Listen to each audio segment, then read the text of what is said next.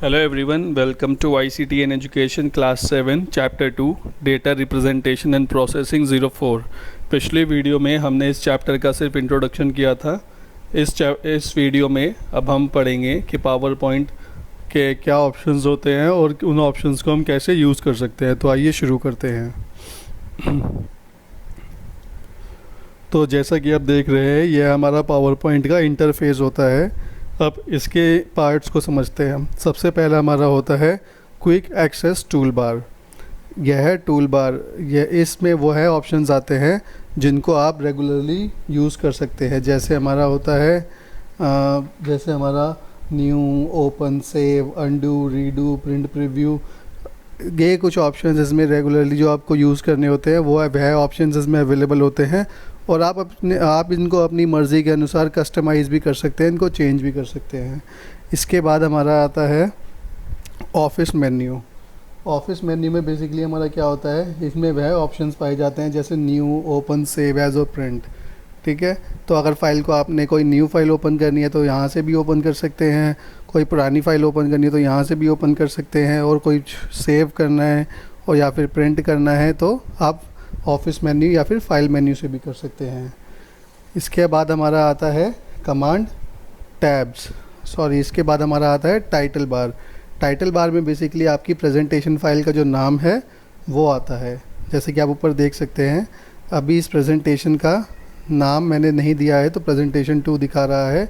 जैसे ही मैं इसको सेव कर दूंगा तो यहाँ पे इस प्रेजेंटेशन का नाम आ जाएगा और उस नाम से आप इसको पहचान सकते हैं। इसके बाद हमारा आता है कमांड टैब्स।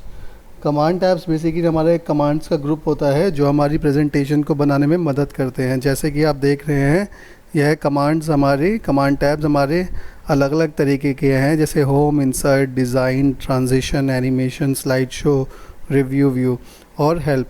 तो इन सभी कमांड टैब्स का यूज़ करके हम अपनी प्रेजेंटेशन को बनाएंगे। ठीक है, इसके बाद हमारा आता है कमांड ग्रुप।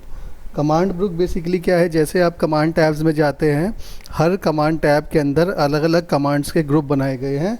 उन कमांड ग्रुप्स को यूज़ करके आप प्रेजेंटेशन बनाएंगे। जैसा कि आप देख सकते हैं, अभी हम होम कमांड टैब के अंदर है। होम कमांड टैब के अंदर हमारे अलग अलग कमांड ग्रुप्स दिए गए हैं, जैसे clipboard, slides, font, paragraph, drawing और एडिटिंग।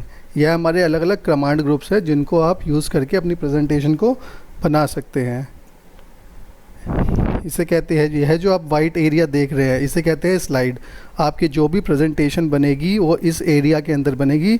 इसे हम कहते हैं प्रेजेंटेशन का वर्क एरिया भी कहते हैं, और इसको वैसे हम जो कहते हैं स्लाइड। ठीक है, आउटलाइन पेन। अब जैसा कि आप लेफ़्ट में देख रहे हैं, अभी इस प्रेजेंटेशन में सिर्फ एक ही स्लाइड है। अगर इसमें और भी स्लाइड्स होती हो तो वहाँ पे सारी स्लाइड्स यहाँ पे ऑर्डर में दिखाई दे जाती हमें। तो इस आउटलाइन पेन में बेसिकली हमारा क्या होता है, यहाँ सभी स्लाइड्स को स्लाइड नंबर के साथ देखा जा सकता है और स्लाइड का नंबर उसके लेफ़्ट में लिखा होता है। इसके बाद हमारा आता है स्टेटस बार। स्टेटस बार में आप बेसिकली देख सकते हैं आप अपनी प्रेजेंटेशन में कौन सी स्लाइड पर है, कौन से स्लाइड नंबर पे है, कौन सी लैंग्वेज यूज़ कर रहा है आपका सॉफ्टवेयर। ठीक है, तो यह सब आप अपनी स्टेटस बार में चेक कर सकते हैं। इसके बाद आता है स्लाइड व्यूज़। स्लाइड व्यूज़ में आप बेसिकली अपनी प्रेजेंटेशन को अलग अलग व्यू से देख सकते हैं। जैसे अभी हम नॉर्मल व्यू के अंदर हैं, इसके साथ साथ और भी अलग तरह के व्यूज़ होते हैं, जैसे स्लाइड सॉर्टर, नोट्स व्यू, और हमारा एक होता है स्लाइड शो। स्लाइड शो के लिए आपने हमेशा, अगर आप F5 प्रेस करते हैं तो आपका फुल स्क्रीन पे स्लाइड शो स्टार्ट हो जाता है। और हमारा लास्ट ऑप्शन आता है जूम। आप अपनी प्रेजेंटेशन को जूम इन और जूम आउट बेसिकली छोटा करके देखना चाहते हैं, बड़ा करके देखना चाहते हैं तो आप जूम ऑप्शन का यूज़ कर सकते हैं।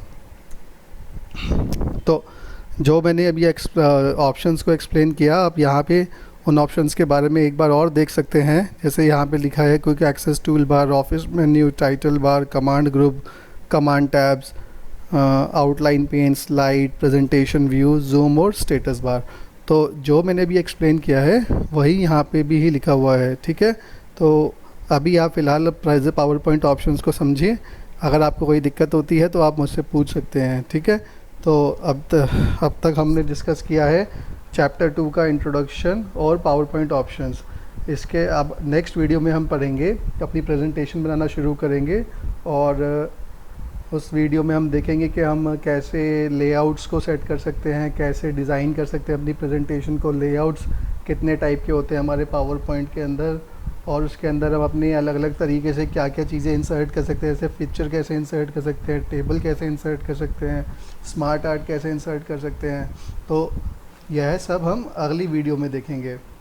तो अब तक हमने इंट्रोडक्शन और पावर पॉइंट के ऑप्शंस को डिस्कस किया है। आई होप आपको यह अच्छे से समझ में आया होगा। अगर आपको नहीं समझ में आया तो आप बेफिक्र होकर मुझसे पूछ सकते हैं, ठीक है। तो फ़िलहाल के लिए इतना ही। आगे के लिए वीडियोस देखते रहिए और टेक केयर, बाय बाय।